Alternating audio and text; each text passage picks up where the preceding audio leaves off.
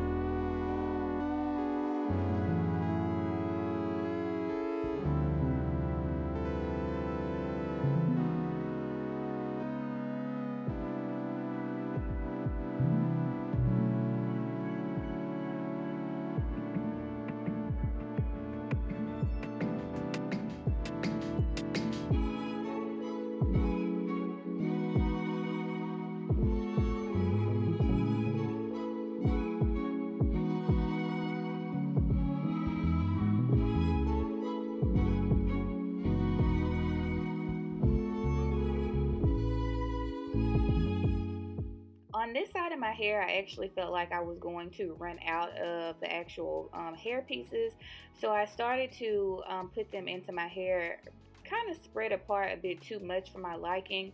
So off camera, what I ended up doing was going back and taking some of the hair out of the back and then moving it to the front to fill in some of those spaces, because I feel like maybe you should start at the front and then work your way to the back, because the back of your hair is not going to really be seen. It's the front that you see the most. So that's just something that I'll probably change in the future when I do crochet braids, is just probably start in the front and then work my way to the back, so I can make sure that the front is completely covered and you don't see any of my actual braids that are braided down into the cornrows. So just a tip for you guys if you decide to use this hair as well.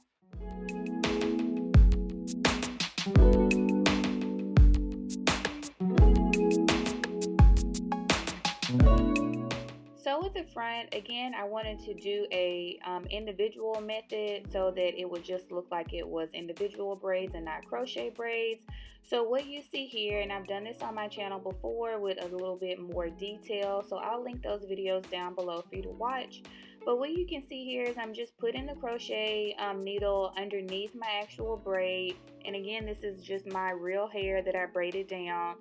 I bring my real hair as well as the crochet hair, and I loop it through. And then after that, what I do is I take the crochet needle and then I slowly kind of work it through the middle of the hair. Now this method was a bit harder to do with this type of hair just because the hair was not that thick, so it was hard for me to try and get the crochet needle up through the middle versus me doing it with maybe faux locks or something like that. So as you can see here, what I'm doing is I'm just bringing the crochet needle up through the middle of the actual hair, and I'm bringing it all the way to the top. I know you can't see it that well with my hands in the way, but that's what I'm doing now. I'm just kind of weaving it up through the middle of the crochet hair, and then what I'm going to do is I'm going to loop my real hair onto the needle. So that's what you see now. I'm looping it onto the needle. I'm going to close the clasp, and then I'm going to pull my real hair through the middle of the crochet hair.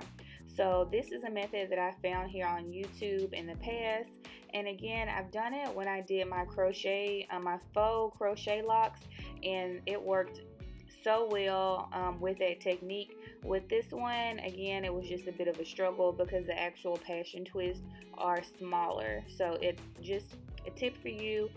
If you decide to do it that way, don't do your whole head like this. Maybe just do front pieces like I did on my hair here.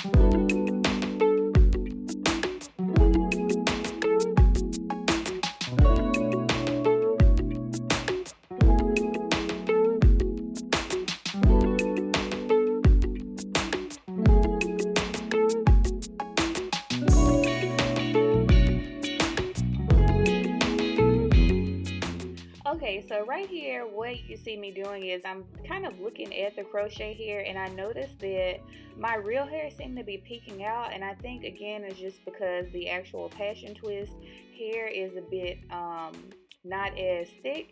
And so I said, you know, well, let me try and figure out if maybe I can just twist my real hair into the passion twist to see if maybe the hair would twist back. And so this was just me doing it off the fly. I had not seen this before, but something just told me to try it and see if it works. So you are seeing exactly what happens when I'm just trying to figure out a style, doing it for the first time. So that's what I'm doing. I decided to just twist the hair, two-strand twist the hair down, and surprisingly, because of the hair and because it was hand twisted down, the passion twist, as I twisted it down, it worked and it was staying together. And once I got all the way to the end and then I let it go, I noticed that this was definitely a technique that I was going to try. So as you can see, I'm going to end up doing that on the braid, the other braid that's at the front of my hair as well. So just a quick tip for you guys, if you do decide to do the passion twist and you want to do them individually, you could go ahead and crochet the hair underneath your braid and then just twist it yourself. And I think that it hid my hair more than the previous method that I showed you guys the first time.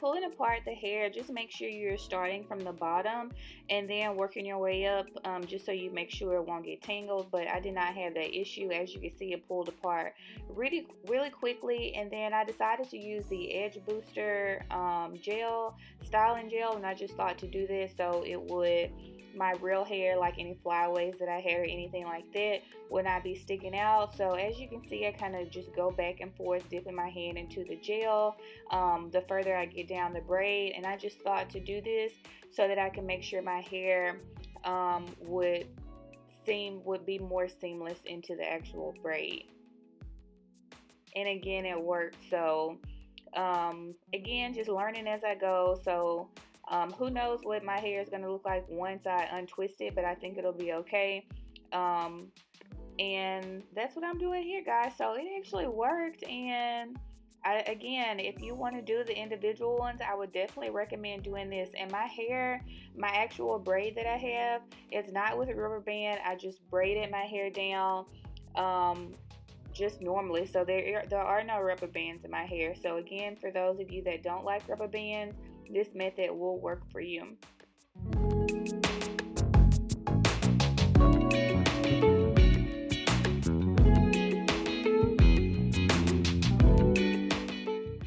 and this is the final product. So thank you guys for tuning into this video and watching.